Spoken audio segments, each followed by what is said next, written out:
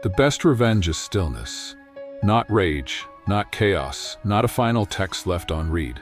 Just stillness. Unbothered, unreachable, untouched. Because what they want isn't love, it's access. What they fear isn't loss, it's being locked out of your mind.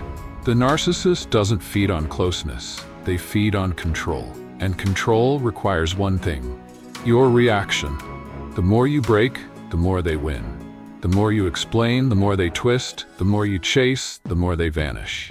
But when you go silent, when your breath slows, your eyes still, your world hardens, they lose. The Stoics never chased chaos. They made themselves immune to it, because the most painful punishment is not revenge. It's becoming someone they can no longer reach. Not physically, mentally.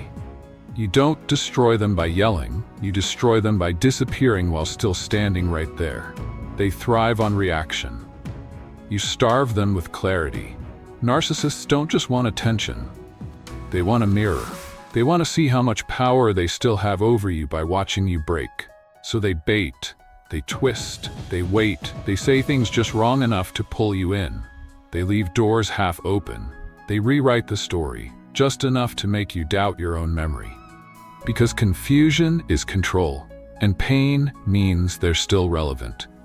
But Stoicism doesn't flinch. It doesn't argue. It doesn't prove. It doesn't perform. It observes, then detaches. The moment you stop explaining, they lose the script. The moment you stop reacting, they lose control. And when you stop trying to win, they have nothing left to play with. That's not indifference. That's strategy. That's the kind of silence that doesn't just ignore noise. It kills it. Control your reactions. They hate your peace. They poke, they prod, they press the same wounds just to watch you flinch. They remember your triggers and test them. Casually, publicly, repetitively. Because nothing feeds a narcissist like your reaction. The sigh, the shake in your voice, the crack in your eyes, they feed on the fracture. Not to fix it, but to feel powerful standing over it. That's why silence isn't just silence, it's resistance. When your body stays still, when your voice stays flat, when your eyes stop searching for recognition, they start to lose altitude. Because narcissists don't understand neutrality. They only read extremes, praise or pain. So when you give them neither, when your peace becomes unreadable, they panic. The Stoics called it apatheia. Not apathy, but freedom from disturbance. A stillness that's chosen, not given, not performed. You don't shut off. You shut down access to your reactions, to your nervous system, to the power they once held over how you feel. Let them try. Let them circle. Let them throw the same lines that used to burn. This time, no flame catches. That's how you win, by refusing to burn for someone else's fire. Set boundaries without drama, then vanish. They want a reaction. They expect it. They're wired for it. So when you finally draw the line, they're not afraid. They're excited because they think it's the start of a new game. More messages, more misunderstandings, more back and forth to twist your clarity into confusion. Don't give them that. Draw your line once. Calm, clean, no edge, no apology, and then disappear. Not loudly, not as a performance, just gone. No reply, no explanation, no late night follow-up, no checking if they got the message. The message is the silence. Narcissists don't believe a boundary until it costs them access, so let it cost. The Stoics didn't argue with those who refused to understand. They just stopped offering themselves to the noise. You don't need them to agree. You don't need closure. You don't even need them to notice. You only need to leave, fully, quietly, without hesitation. Let them spin, let them rewrite, let them wait, but don't answer. That's not indifference, that's liberation. Question their mask without attacking it. Don't fight it, don't call it out, don't try to expose them like a villain in a film. Just ask the kind of questions that make the costume hard to wear. Why do you think that matters so much? Is that how you really saw it? What made you react that strongly? Soft, direct, disarming.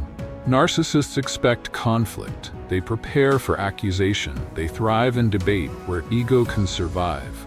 but they have no defense against a question calmly asked by someone who won't play along. Because real questions demand reflection. And reflection is the one place a narcissist can't breathe.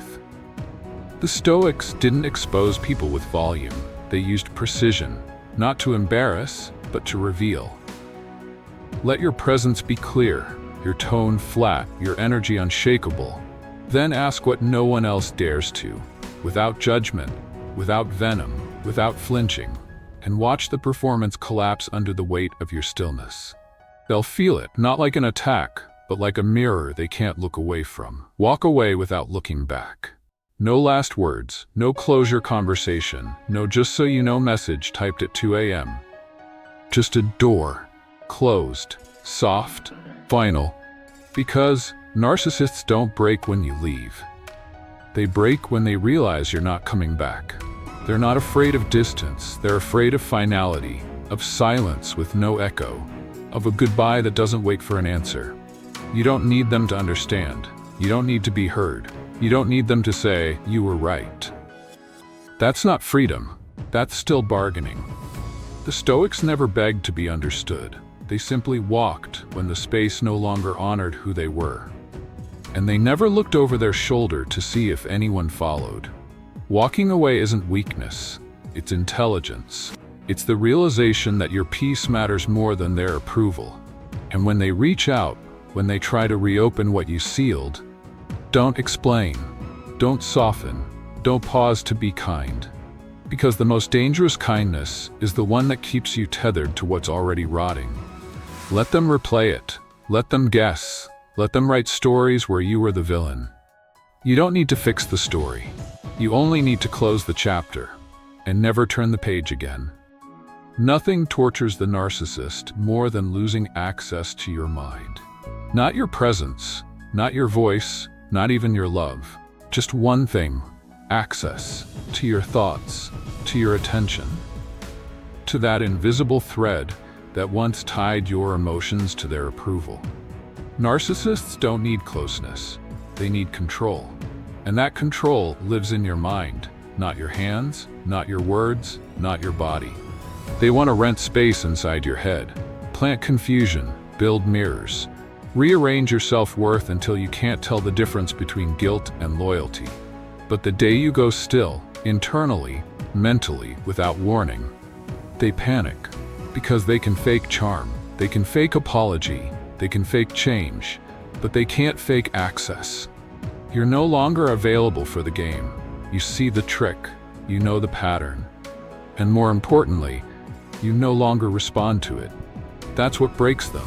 Not your rage, not your silence, not your exit, but the fact that even if they came back with perfect words, perfect timing, and perfect regret, they'd still find a version of you who has nothing left for them to hold. Not a smile, not a tear, not even an echo. Because now, your mind is yours, fortified, unreachable, still. The Stoics called it the inner citadel, a space no cruelty could touch, no manipulation could breach, no love bombing could unlock. And once you've built it, there is no door, only stone. Let them knock. Let them rewrite the past. Let them chase your shadow through people who look like you, but never turn back.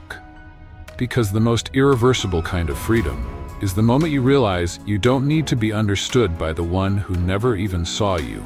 They don't miss you, they miss access. And now they have none.